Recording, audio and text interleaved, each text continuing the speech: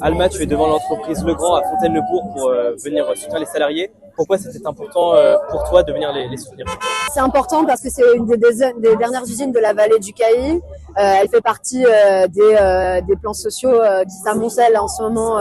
Depuis septembre, en fait, on nous dit que c'est quasiment 2 ou 3 plans sociaux annoncés chaque semaine en France, qu'il y a le travail et la vie, en fait, de 300 000 salariés et donc de 300 000 familles qui sont menacées actuellement par des plans sociaux. Donc ici, c'est près de ma circonscription, c'est la Normandie. On se bat pour garder nos usines, on a un territoire industriel et cette usine ne devrait pas fermer puisqu'elle fait des gros bénéfices. Elle a fait plus d'1 million de bénéfices. On nous expliquait que les dividendes ont augmenté d'un facteur 2 les 10 dernières années et par contre, les effectifs ont divisé d'un facteur 2. Donc on a tout à fait le cas d'un licenciement injustifié économiquement, l'entreprise ne fait pas de pertes, mais c'est juste qu'elle veut se gaver encore plus en délocalisant l'activité.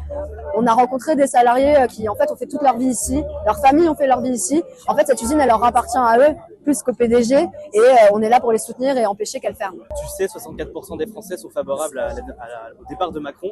Est-ce que pour toi, c'est une solution pour arrêter ce sacrifice d'emploi et de l'industrie française? Ouais, c'est tout à fait une solution parce que au-delà du reste, Macron ne fait rien pour sauver les usines qui sont menacées par des PSE aujourd'hui. Ça fait depuis septembre que les députés de la France Insoumise vont à la rencontre de Bercy, vont à Bercy voir le ministre de l'économie pour lui dire qu'est-ce que vous allez faire pour cette usine, pour cette usine, pour cette usine. Et à chaque fois, la réponse est toujours la même. Rien, il n'y a rien à faire. On va essayer de les recaser, on va essayer de les reclasser. Ils iront travailler ailleurs. Mais il n'y a pas de volonté de prendre des mesures d'urgence pour protéger nos secteurs industriels.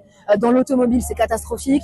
Voilà, dans la métallurgie, c'est catastrophique. On pourrait déjà prendre des mesures très simples, conditionner les aides publiques au maintien de l'emploi en France, c'est-à-dire qu'une usine comme ça, une entreprise comme ça qui a touché beaucoup d'aides publiques en crédit d'impôt recherche, en CICE, en plan de relance, elle rembourse ce qu'elle a touché si elle supprime des emplois. La division par 2 des prix de l'énergie qui est totalement possible vu le prix de l'énergie français pour garantir la compétitivité des industries en France et effectivement un moratoire sur les plans sociaux. Et après se pencher secteur par secteur sur des mesures protectionnistes, les droits de douane, qu'est-ce qu'il faut faire en gros pour que le secteur survive sur le long terme. On peut pas se permettre, au-delà même du travail des gens, de perdre des usines qui sont essentielles à la fabrication de certains produits essentiels pour nous. La prochaine crise, on va encore pleurer parce que on n'aura pas de quoi produire, on aura de l'inflation qu'on pourra pas contrôler parce qu'on importera tout. Et en fait, c'est une question d'équilibre économique et social global et écologique.